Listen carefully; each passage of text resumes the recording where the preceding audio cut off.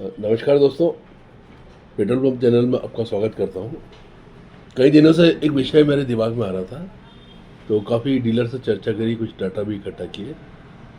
हो सकता है कुछ अप्रोक्सीमेशन हुआ हो, पर मोटे तौर पर डाटा ठीक बैठते हैं। और यह टॉपिक है दोस्तों कि कितने प्रतिशत सेल का पंप कितने केएल के बीच में है।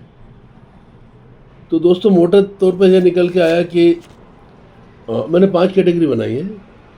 0 से 50 किलो पर मंथ, 50 से 100 किलो, 100 से 150, 150 से 250 और 250 से ऊपर। तो दोस्तों 250 से ऊपर जो कैटेगरी है उसमें 20% पंप आते हैं। टोटल 1 लाख पंप होंगे इंडिया में, उसमें समझिए 20,000 पेट्रोल पंप 250 किलो से ऊपर पेट्रोल डीजल मिलाकर सेल करते हैं। और 150 से लेकर 250 की कैटेगरी में भी करीब 20% आते हैं, और 100 से 150 की कैटेगरी में भी 20% आते हैं। ये सारे फिगर एक अंदाजन है, थोड़ा सा अप्रोक्सीमेशन हो सकता है 1-2% का। और 50 से 100 किलो के बीच में करीब 30% पंप आते हैं, और 50 किलो से कम के बीच में 10% पंप आते हैं। तो दोस्तों हम यहाँ पर चर्चा करते हैं वायबिलिटी की, कि कौन से पंपों की वायबिलिटी कैसी है और कितनी है।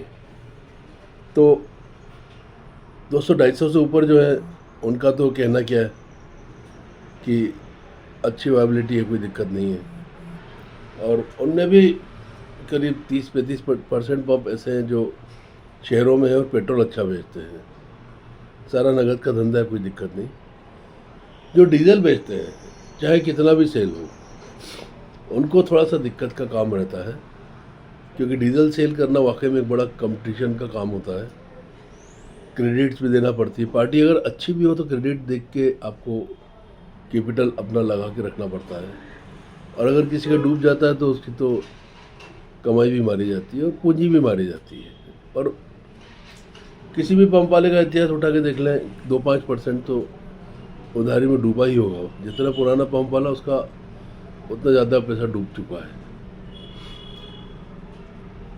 बहरहाल हम बात करें 150 से 250 किलो पर मंथ सेल वाले पंप की, तो इनकी हालत ठीक ठाक है, और चला रहे हैं काम, कोई दिक्कत नहीं, अच्छे से मैनेज कर रहे हैं, तो कमा भी रहे हैं और कुछ बचा भी पा रहे हैं। फिर अगली कैटेगरी आती है 100 से 150 किलो की। ये 20% करीब आते हैं पंप।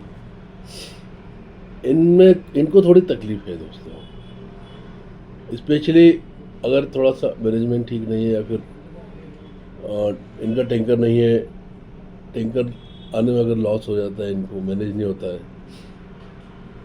और कुछ अकस्मात खर्चे ज़्यादा आ जाते हैं, ब्याज के खर्चे अगर ज़्यादा है, तो इस कैटेगरी वालों को भी दिक्कत है। इस कैटेगरी से दिक्कत चालू हो जाती है। फिर 50 से 100 किलो पर मंथ वालों को तकलीफ काफ़ी है, जैसे तैसे चला रहे हैं और बचा पा रहे हैं, मुश्किल नहीं है। तकरीबन न के बराबर पंप वाले होंगे जो बचा पाते होंगे, और सिर्फ पंप चलाने के लिए चला रहे हैं।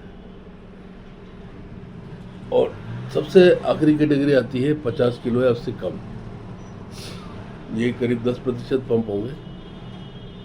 तो दोस्तों यह जो पंप है ये बड़ी तकलीफ में आज की तारीख में।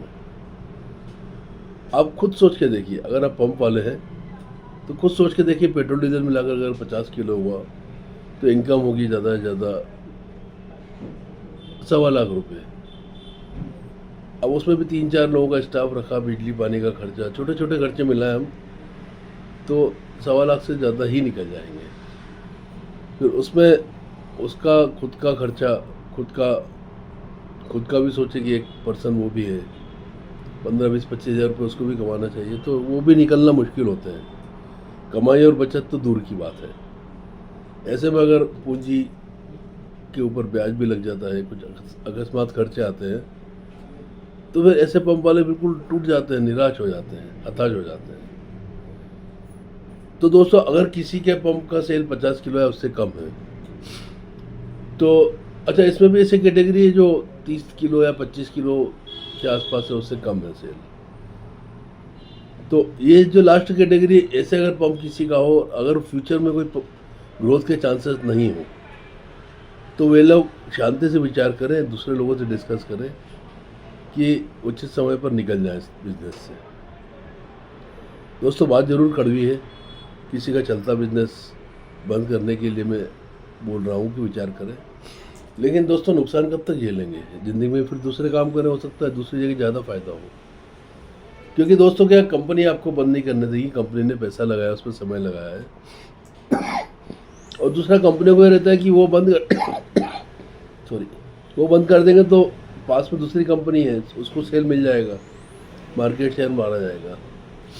तो आप ही विचार करें, या तो उसमें नॉन फ्यूल रेवेन्यू की बहुत सारी मेहनत करके करें, सेल बढ़ाने के लिए उपाय करें, और अगर कुछ भी नहीं होता है तो इस बिज़नेस से निकलने के लिए कोशिश करें। वीडियो देखने के लिए धन्यवाद। आपके विचार क्या है मुझे कमेंट्स करके ज़रूर बताएं। नमस्कार।